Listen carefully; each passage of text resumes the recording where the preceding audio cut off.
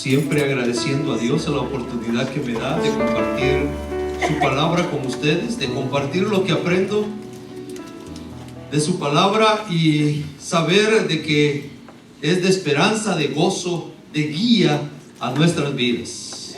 Como decía mi hermano, y agradezco a la dirigencia de la iglesia por darme esta oportunidad, pero al mismo tiempo invitar a todos a que podamos conocer más acerca de Jesús. Vamos a estar 4 sábados. Este es el primero y 3 sábados más. Y la ruta a seguir son los 4 evangelios: Mateo, Marcos, Lucas y Juan. Esta mañana vamos a hacer una introducción a los 4 evangelios, pero nos vamos a detener en Mateo con el propósito de cumplir uno de los propósitos o 2 de los propósitos que llevo con esta serie que estoy preparando. El primero es animarlos a que leamos la palabra de Dios. Cada libro tiene un mensaje especial para nosotros, que lo entendamos y lleguemos a conocer, como segundo propósito, lleguemos a conocer de verdad al Dios de amor que todos nosotros tenemos. Así que vamos a iniciar esta mañana y voy a invitar a que abramos el libro de Mateo. Libro de Mateo. Si bien es cierto, vamos a leer los últimos minutos del sermón, el libro de Mateo, pero tengámoslo abierto mientras yo hago algunas referencias acerca del libro de Mateo. Libro de Mateo, iniciando el Nuevo Testamento, uno de los evangelios, según algunos estudios, uno de los evangelios más leídos y más conocidos, el libro de Mateo. Así que esta mañana, ¿quién era Mateo? ¿Saben ustedes quién era Mateo? ¿Quién era Mateo? Solo dicen cobrador de impuestos. Introduzcamos el libro de Mateo. Primero, ¿qué es evangelio? Buenas nuevas, ¿sí? ¿Están todos conmigo? Evangelios son buenas nuevas. Y tenemos 4 evangelios, tenemos 4 buenas nuevas. ¿O una? 4 o una.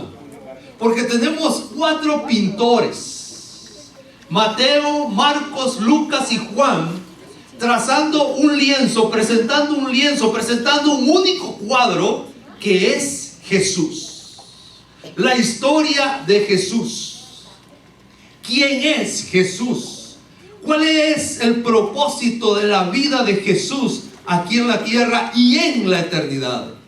Mateo y Lucas presenta a Jesús como el Dios hecho hombre, y es titulado en el libro de Mateo y Lucas, es titulado a Jesús como el Hijo del Hombre, el Dios, el cumplimiento de la profecía. Jesús es el Mesías, y lo vamos a ver más detenidamente al entrar en el tema. Pero Marcos y Juan nos presenta a Jesús, pero nos presenta la divinidad de Jesús en la humanidad, y lo titulan Hijo de Dios. Por lo tanto, en los evangelios, cada uno escribiendo bajo su óptica, bajo la inspiración del Espíritu Santo, los 4 complementan una historia que para ti y para mí es una historia no solo de amor. Eso es lo grande de la historia. Pero lo trascendental de la historia es que es un amor para ti y para mí hoy en día. Y entre las curiosidades, si ustedes quieren leer resumidamente el libro de Mateo, lean el Evangelio de Marcos. Mateo expande, extiende lo que Marcos hace en destellos cortos. Y el próximo sábado vamos a estudiar el Evangelio de Marcos. Hoy enfrasquémonos en el Evangelio de Mateo.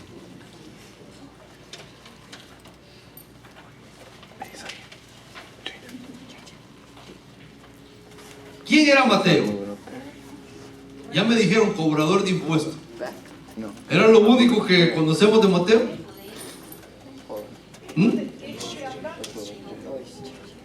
¿Judío?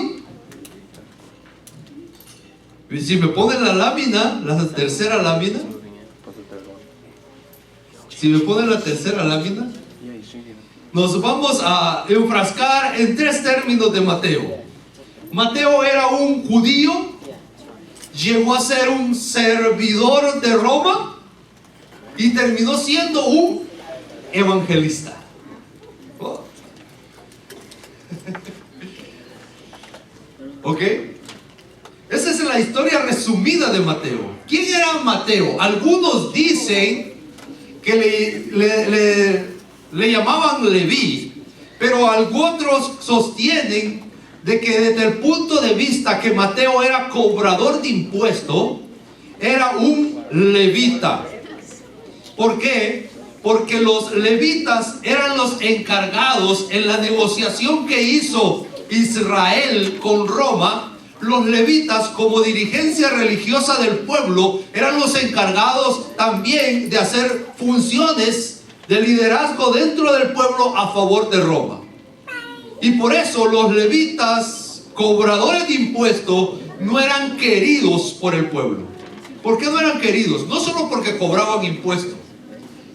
¿A ustedes les gustan a los que cobran impuestos? Ya casi llegamos a los taxes. Ellos eran considerados traicioneros porque le quitaban el dinero al pueblo para darlo a los enemigos. Así que los levitas que se dedicaban a esa función eran mal vistos, y nosotros lo podemos ver en otras historias dentro de los evangelios. Mateo era un cobrador de impuestos, era un servidor de Roma. Después de ser un judío de raza, después de ser un judío reconocido por su linaje levita, ahora era un cobrador de impuestos, era un servidor de Roma. Pero cuando Jesús viene a tu vida y a la mía, nos transforma. Y lo hace de la mejor manera. Y aquel levita, aquel que se destruyó su vida convirtiéndose en un servidor de Roma, hoy nosotros lo tenemos en grande como uno de los grandes evangelistas, escritor de un evangelio que para muchos es un evangelio misionero para evangelizar a los judíos. Y aquí la pregunta es, entonces no es para nosotros este evangelio. Mis hermanos, los libros en la palabra de Dios fueron escritos con propósitos. Pero esos propósitos se extienden a nuestros días. Y por eso tenemos la palabra de Dios con nosotros. Cada libro tenía un propósito específico en su tiempo. Pero esto trasciende la historia y ahora nos pertenece a nosotros. Cuando Mateo escribe el libro de Mateo, lo escribe enfatizando su evangelio, enfatizando algunos puntos para que los judíos reconozcan a Jesús como el Mesías. Ahora tú y yo debemos entender el libro de Mateo y considerar también a Jesús como el Mesías. Mateo presenta en su libro a Jesús como el Mesías. Presenta en su libro a Jesús como el cumplimiento profético. Y aquí encontramos, y esto es muy conocido cuando se habla del libro de Mateo, Porque Mateo dice, para que se cumpliese el tiempo, para que se cumpliese, Jesús estaba cumpliendo todo lo escrito en el Antiguo Testamento. Y esto nos da un énfasis a nosotros hoy en día. Número uno, el Antiguo Testamento es veraz, es verdad. No es un invento. Las historias del Antiguo Testamento, los libros del Antiguo Testamento tienen veracidad.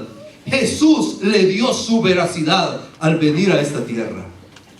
Y número dos, el Antiguo Testamento no pasó, permanece, porque es la palabra de Dios. Mateo presenta a Jesús como el rey y como el líder. Presenta a Jesús bajo el linaje de David, capítulo 1. Presenta a Jesús como el líder bajo argumentos de ejemplificar a Moisés en su ministerio. Jesús es en Mateo el rey y el líder del pueblo. Jesús es en Mateo el maestro, el rabí. Y esto es importante para el pueblo de Israel y hoy para ti y para mí. Ellos esperaban a un líder. Ahí está el Mesías, Jesús. Ellos esperaban un rey. Ahí está el Mesías, Jesús. Ellos esperaban uno que enseñase nuevamente el camino al pueblo. Ahí está Jesús, el rabí, el maestro. Y algo que cambia la historia en el Evangelio de Mateo para los judíos es que Mateo presenta a Jesús como el Mesías, pero un Mesías sufriente y vencedor. Los israelitas, los judíos, por enfrentar una crisis política de conquista de Roma, de gobierno romano, ellos tenían en mente un Mesías vencedor. Ellos tenían en mente un Mesías que iba a venir, iba a hacer una revolución, se iba a oponer al imperio romano, iban a ser libres como nación nuevamente. Pero perdieron de vista de que el Mesías también iba a sufrir para lograr la victoria y vencer. Y perdieron de vista que ya Dios no estaba esperando, no estaba pensando en una liberación momentánea, de una esclavitud momentánea, sino que el pensamiento de Dios en Jesús estaba más allá. Estaba pensando en una liberación eterna, en un hasta aquí del mal. Por eso Mateo presenta a Jesús como el Mesías que primero debe de sufrir, pero que deja un linaje para vencer. Mis hermanos, el Evangelio está orientado hacia el pasado, es decir, hacia el Antiguo Testamento, el cumplimiento del Antiguo Testamento y sus profecías.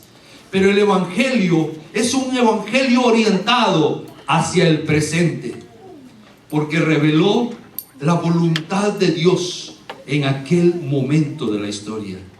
¿Cuál era la voluntad de Dios? Salvar a la humanidad.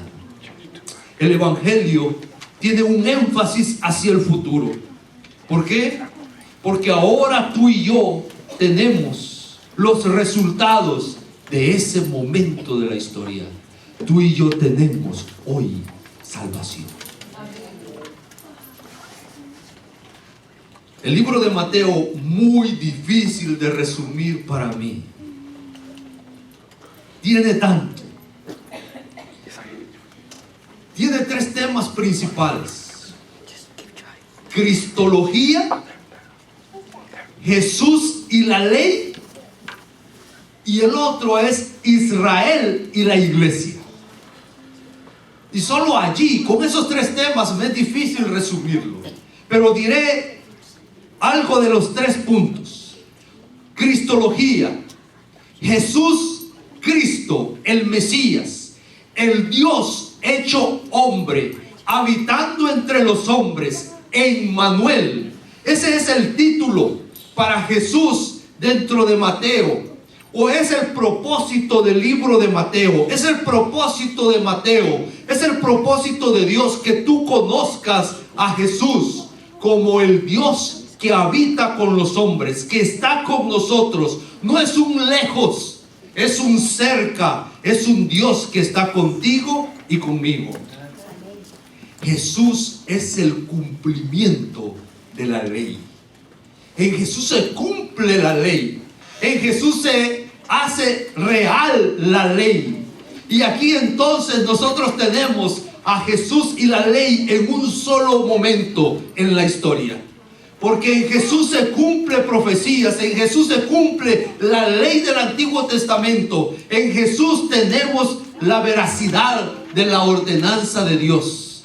Jesús fue obediente hasta la muerte y muerte de cruz, bajo el concepto de que en Jesús se cumple la obediencia plena y total de la ley de Dios. Había un evangelio, había un Jesús para los judíos, y eso lo encontramos en Mateo. Había un Jesús para los judíos, pero ahora también había un Jesús para los gentiles. Así que había salvación para los israelitas y había salvación para una iglesia que hoy tú y yo la componemos, a la cual tú y yo hoy pertenecemos. Pero sabes que Mateo presenta a Jesús como el gran maestro, el rabino, ya lo decíamos, y es el libro que reúne 6 discursos de Jesús. Es el único libro que los reúne de los 4 evangelios. 6 discursos. El Sermón del Monte, ¿lo conocen? Mateo capítulo 5 hasta el capítulo 7. El Sermón del Monte. ¿Conocen ustedes el capítulo 10 de Mateo? El capítulo 10 de Mateo es otro discurso acerca del discipulado. ¿Quieres tú aprender y saber qué es ser un discípulo de Jesús? Mateo capítulo 10.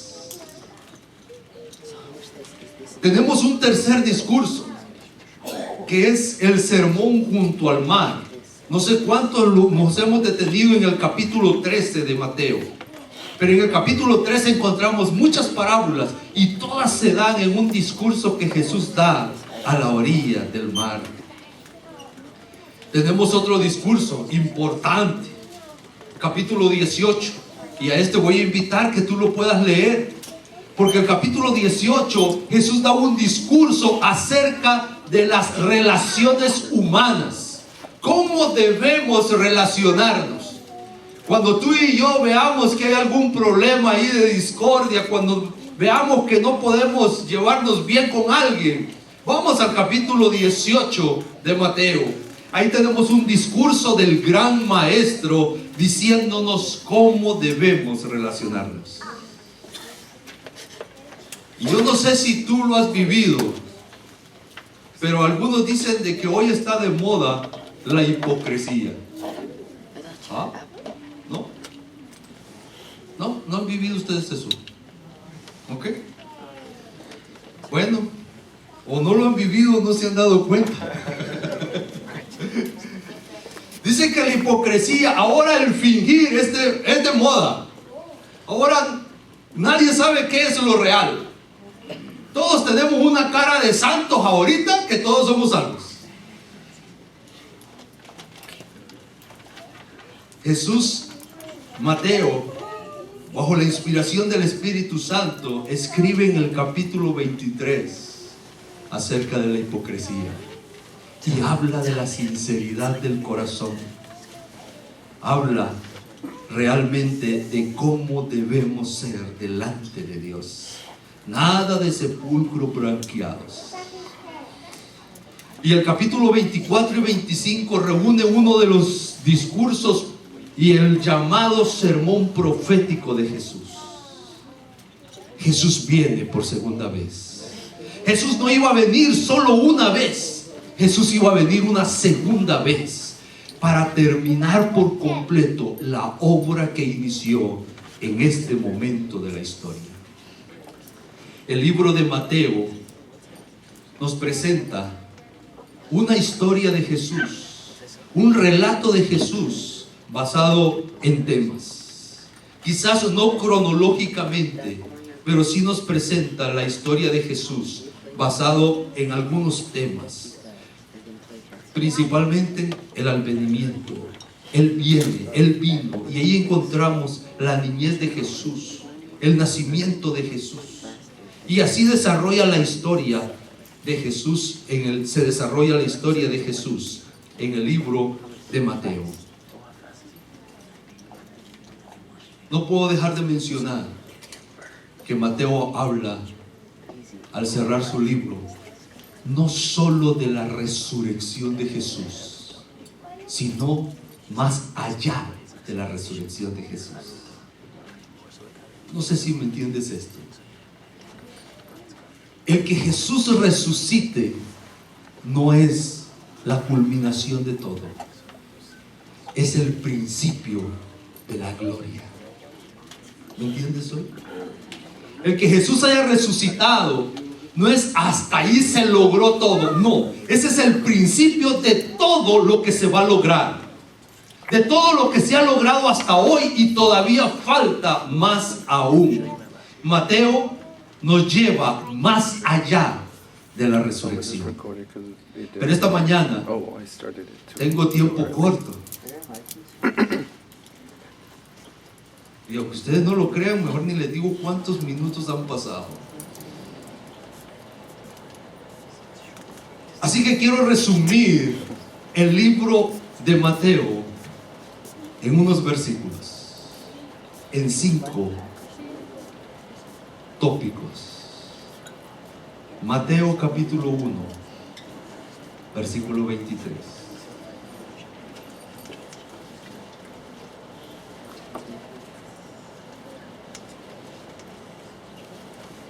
Les he de decir que me he sentido probado a seguir con la serie, porque después de haber meditado nuevamente en el libro de Mateo, ya no quiero dar los 4 temas, los 4 evangelios, los 4 sábados, quiero dar solo Mateo.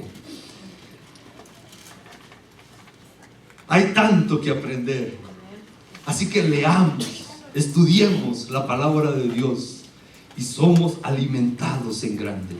Mateo capítulo 1, versículo 23. Solo este versículo es un sermón. Solo este versículo son más de 40 minutos. ¿Por qué? Porque dice que aquí una virgen. ¿Cómo es posible que una virgen? Solo a través del milagro de Dios. Solo a través de Dios lo imposible se hace posible. Así que una virgen concebirá y dará a luz un hijo. Y ahora lo más grande de todo es de que un Dios grande, supremo, se hace hombre. Y ahora nosotros conocemos ese término como Emmanuel, Dios con nosotros. No es un Dios lejos, es un Dios cerca de nosotros. No es un Dios que nos hizo y de vez en cuando nos visita. Es un Dios que quiere estar con nosotros. Que nosotros lo tengamos lejos es tu problema y es el mío. Pero Él siempre ha querido estar con nosotros. Mateo capítulo 5, versículo 17. Los otros 3 capítulos que quedaron allí, léanlos en casa. Mateo capítulo 5, verso 17. No penséis, no se te ocurra, no creas. Así dice el texto. No te imagines, no inventes. Yo no vine para borrar todo lo que ha existido en la historia. Yo vine en cumplimiento a todo. Y algunos, y aquí con el respeto de algunos predicadores de mi iglesia, hermanos míos, algunos hablamos de que no he venido a abrogar la ley y nos referimos a los 10 mandamientos. Yo quiero decirles que este término es más allá todavía de los 10 mandamientos. Él no vino a abolir nada. Él vino a cumplir todo. Él vino a poner en evidencia todo y a enseñarnos cómo se obedece a Dios. Así que el versículo comienza así: ni se te ocurre imaginar que yo, cuando vengo a Jesús, hoy que vine yo, he venido a anular todo. No, he venido a darle cumplimiento a todo y a enseñarte, porque el sermón del monte es eso: enseñarnos qué es ser cristiano. A eso vino Jesús. Nosotros a veces le ponemos cosas y colas a las cosas, y al mismo Jesús le hemos puesto y le agregamos: ay, que Jesús vino a hacer esto y que Jesús vino. No. Momento. Leamos los evangelios. Conozcamos la verdad de lo que Jesús vino a hacer. Mis hermanos, el versículo 17 dice: ni se te ocurra, no pienses, no imagines, no inventes. No he venido a eliminar la ley. Y le agrega a los profetas. ¿Qué profetas? ¿Qué profetas? ¿Qué profetas? Todo el Antiguo Testamento. Yo no he venido a cancelar ningún profeta, ningún libro del Antiguo Testamento.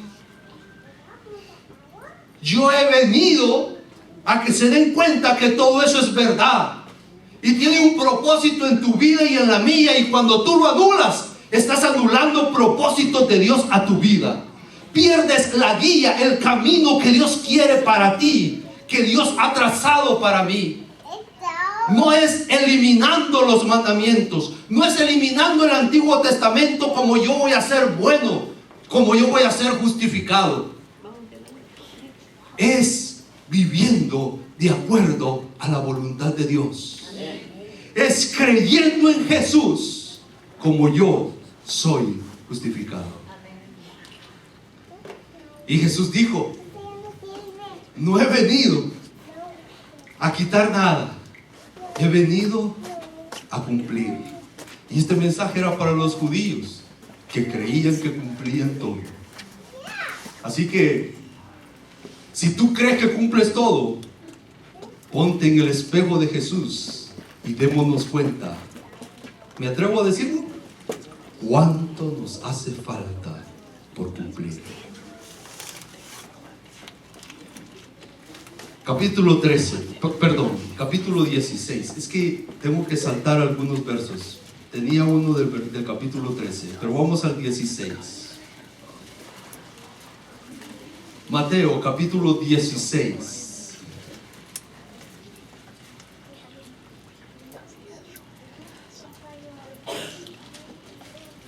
Recuerdo que este fue un sermón que yo di. Y dice el versículo 13 del capítulo 16: viniendo Jesús a la región de Cesarea de Filipo, preguntó a sus discípulos diciendo: ¿quién dicen los hombres que es? ¿Quién? El Hijo del Hombre. Y yo recuerdo que yo me introduje con este sermón y yo pregunté a la congregación: ¿quién es Jesús para ti?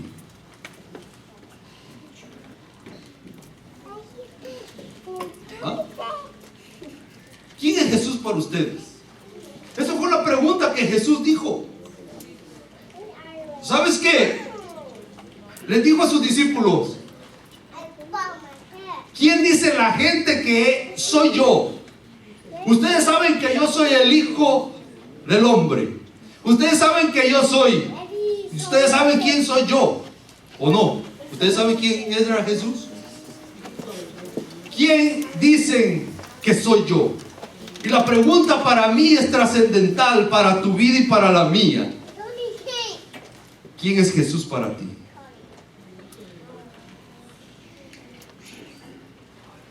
¿Es otro profeta? ¿O es el Hijo de Dios? Allá se queda con su papi. Yo vivo aquí. ¿quién es Jesús para ti?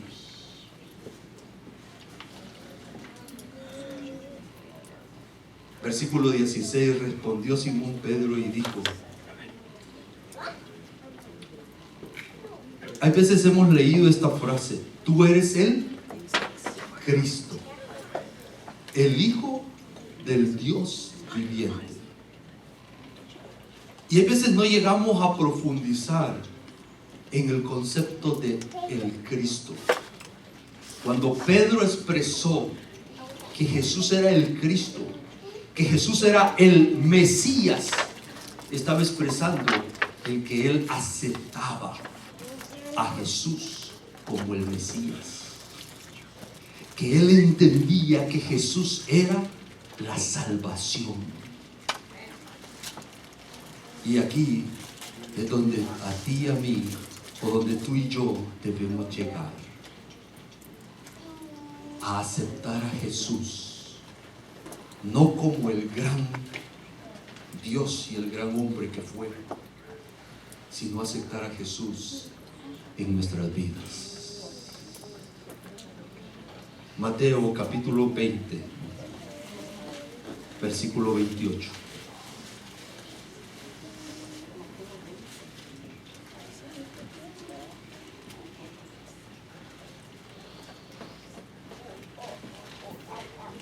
¿Para qué vino Jesús a la tierra?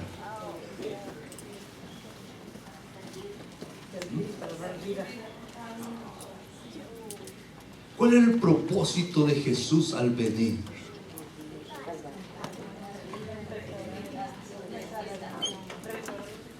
En Mateo, para Mateo, bajo la inspiración del Espíritu Santo, Mateo 20, 28, Mateo dice que el Hijo del Hombre vino, ¿a qué? A servir y a dar su vida por rescate por muchos. Para Mateo, Jesús vino a servir. Jesús vino a morir para que tú tengas vida igual que yo. Ese era el propósito que Mateo quiere dejar de la vida de Jesús. Jesús vino a servir y a morir por ti y por mí. Así que, ¿qué vamos a hacer nosotros con esto?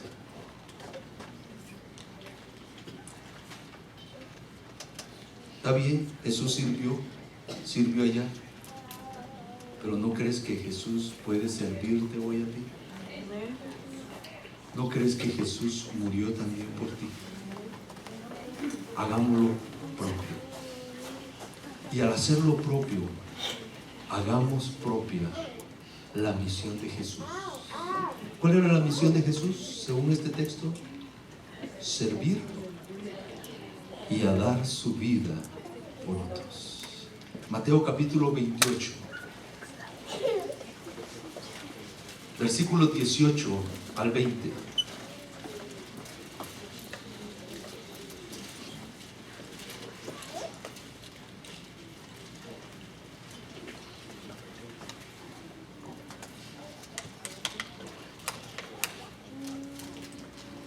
Y Jesús se acercó y les habló diciendo, Jesús había resucitado. Jesús había muerto y resucitado. Pero allí no terminaba la misión de Jesús. Hay algo más que hacer. Y Jesús le dice, hoy, después de haber resucitado, toda potestad es mía. En otras palabras, el imperio satánico aquí en la tierra ya no. Hoy yo tengo nuevamente el poder. Hoy yo soy nuevamente el que mando. Por lo tanto, yo te mando a ti, te ordeno a ti, te pido a ti. Versículo 19. Ve, haz discípulo a todas las naciones, bautizándolos en el nombre del Padre y del Hijo y del Espíritu Santo, enseñando que guarden todas las cosas que os he mandado, y he aquí, yo estoy con vosotros todos los días hasta el fin del mundo. Con la resurrección de Jesús, con la muerte de Jesús, no se había terminado la obra. La obra iba a seguir, y la iba a seguir tú y yo. La debemos de seguir tú y yo. Tú y yo hemos sido llamados a seguir la misión de Jesús, a completar la misión de Jesús. Y esa parte que falta es que los que no fueron alcanzados con Jesús, hoy tú y yo debemos alcanzarlos. Hoy tú y yo debemos ir y hacer discípulos. Hoy tú y yo debemos ir, decirles que deben ser bautizados. Yo siempre he dicho, y si hay alguien aquí que no es bautizado todavía en la iglesia, no se enojen con los predicadores que los invitan a ser bautizados. Yo siempre lo he dicho. Y cuando yo voy a hacer una invitación a bautizo, y que no queda de más hoy, para el que no ha sido bautizado, debe bautizarse. Yo siempre les he dicho, no se enojen con el que les invita a que sean bautizados, porque estamos cumpliendo una orden de Jesús. Jesús dijo, bautícelos, bautízalos. Así que, obedientes a Jesús, nosotros debemos de invitar a los que no han sido bautizados a que sean bautizados. No se enojen, no se molesten. Es con buen propósito. Es con el propósito de salvación, de transformación de vida. Así que si tú no has sido bautizado, a mí no me gusta decirlo, piénsalo. Habla con un anciano de iglesia, habla con el pastor de la iglesia y pide ser bautizado. No es de pensar, no es de emoción, no es de... No, por favor, olvidemos eso. Las emociones no son buenas, son momentáneas. Cuando lo hacemos con el pensamiento, con el sentido, conscientes de lo que vamos a hacer, Dios puede obrar de mejor manera. Dios puede obrar de mejor manera. No estoy diciendo que no obra, estoy diciendo que puede obrar de mejor manera. Así que si tú no has sido bautizado, acércate y pide ser bautizado. Y yo sé que verás la bendición de Dios. Es un mandato de Jesús, pero aún más largo todavía, porque no solo es bautizar, sino que enseñar. Y lo más grande es que mientras ellos pudieron llorar, ellos podían llorar aquel día cuando Jesús estaba siendo levantado al cielo, porque los dejaba. Jesús les había dejado una promesa, y está en este verso, enseñándoles que guarden todas las cosas. Verso 20: yo estoy con vosotros, no tengas miedo, yo estoy contigo. Y la única forma como tú lo vas a experimentar es haciendo lo que Él ha pedido. Ven, enséñales a otros, invita a otros que sean bautizados, y verás que Jesús está contigo, está conmigo. Emmanuel no es Dios estuvo con nosotros. Emmanuel no es Dios estará con nosotros. ¿Cómo se define Emmanuel? Emmanuel, Dios con nosotros.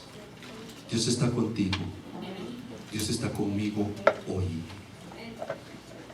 Y sí, la promesa es firme, estaremos con Él por la eternidad, porque Él viene por segunda vez.